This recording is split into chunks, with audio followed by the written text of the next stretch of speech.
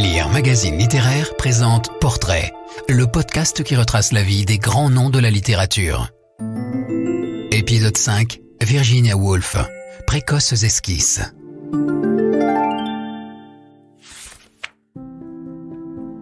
La jeune Virginia, qui grandit dans la riche bibliothèque de son père intellectuel, se mesure à l'écriture très tôt. Fantaisie enfantine, journal intime, carnet de voyage, notes de lecture. Quel âge a Virginia Woolf lorsqu'elle commence à écrire? Si l'on connaît les dates de son premier roman et de son premier article, l'étude minutieuse de ses années de formation dessine déjà un rapport au monde, à l'instant, aux sensations, de même qu'un rapport à l'écriture et au livre qui laisse entrevoir l'auteur qu'elle deviendra. Virginia Woolf grandit dans un environnement encore très victorien. Elle décrit dans un court essai autobiographique la nurserie, les lourds velours, les tentures et le caractère étouffant, voire malsain, de la demeure familiale. L'éducation se fait à la maison quand elle rêve d'école et d'université. Elle voit ses frères étudier à Cambridge et sa sœur aller à des cours de dessin, elle qui n'aura accès qu'à la bibliothèque paternelle. Virginia partage pourtant cette passion pour la lecture avec son père, Leslie Stephen, intellectuel victorien proche de Henry James et de Thomas Hardy, qui a entrepris de diriger le Dictionary of National Biography. Elle lit Shakespeare, Scott ou les sœurs Brontë. Véritable passionnée qui dévore 4 ouvrages à la fois, parfois le même dans diverses éditions, appose des ex-libris et constitue d'impressionnantes listes de livres lus ou à lire. La maison de Hyde Park Gate offre à bien des égards un contexte favorable à l'éveil littéraire. L'une des premières manifestations en est le Hyde Park Gate News, un journal écrit par les enfants à destination de leur famille sur le modèle de Tidbits. Dans ce journal, tenu de 1891 à 1895 par Virginia, alors âgée de 9 à 13 ans, sa sœur Vanessa et son frère Toby, on trouve un volet reportage qui rapporte les petits événements familiaux comme les invités de leurs parents tournés en ridicule ou la mise en eau d'un nouveau bateau dans le bassin d'un parc londonien. Une rubrique humour, des dessins, des poèmes, des feuilletons à la veine satirique, d'une demande en mariage aux zoos devant la cage des singes, aux expériences agricoles d'un cockney, et même un courrier des lecteurs, de faux journaux intimes et des récits épistolaires.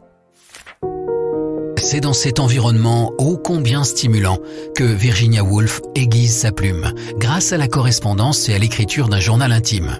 À 15 ans, le 1er janvier 1897, elle entame son premier journal, qui devient très vite un formidable espace de liberté et de création. Journal de jeunesse, qu'elle abandonnera en 1909, avant de reprendre son activité diaristique en 1915 jusqu'à sa mort en 1941. Si elle exploite très tôt les multiples facettes du genre, du journal de jeune fille au livre de contes, journal météo ou carnet de voyage, la jeune Virginia Woolf s'essaie avant tout à l'écriture.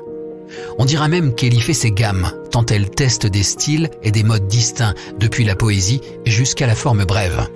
C'est un laboratoire, l'antichambre des romans à venir.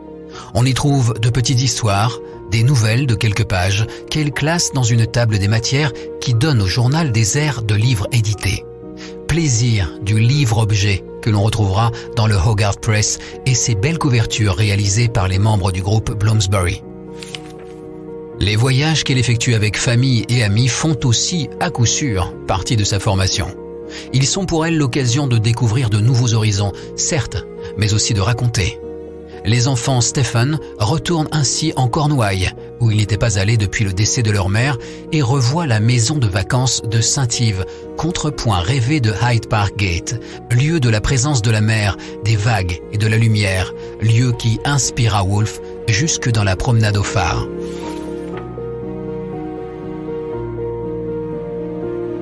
Elle a 24 ans lorsqu'avec sa sœur, ses frères et une amie, Violette Dickinson, elle traverse la France et l'Italie pour aller en Grèce et en Turquie. Fascination pour l'Antiquité d'une jeune femme qui a longtemps étudié le grec et découvre, tantôt amusée, tantôt pleine de distance, voire d'inconfort, la nostalgie de l'Angleterre. Verre de champagne, ruines sublimes, ânes pittoresques ou paysages nouveaux, son journal de bord, comme sa correspondance, ne cesse de témoigner de ses impressions contrastées.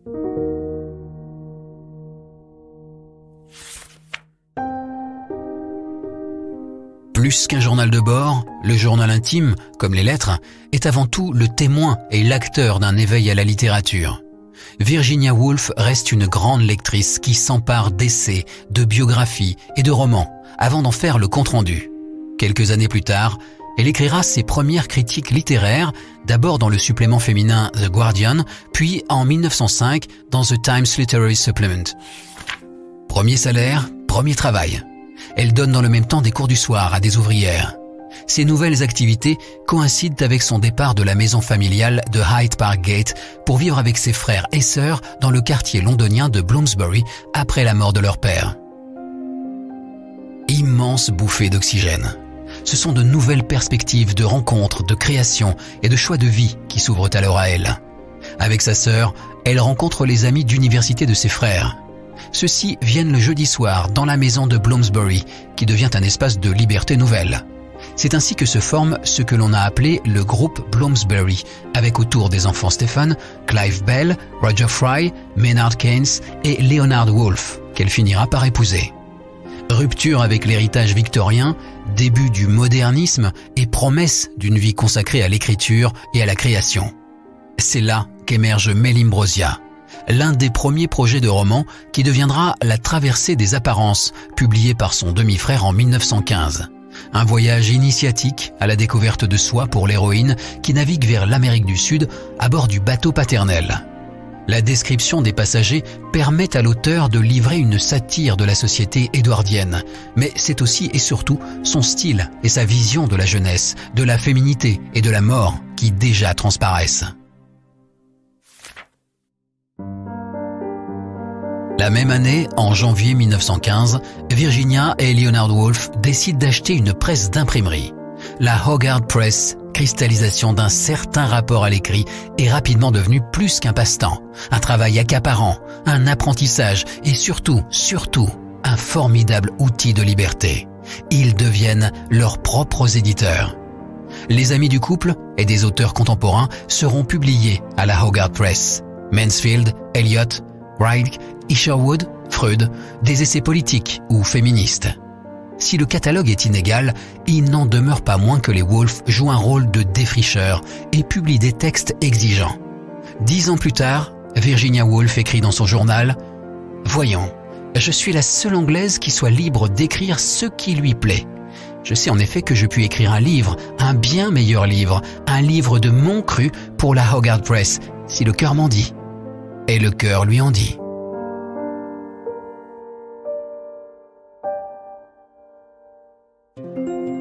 Virginia Woolf et tous les grands auteurs sont sur lire.fr.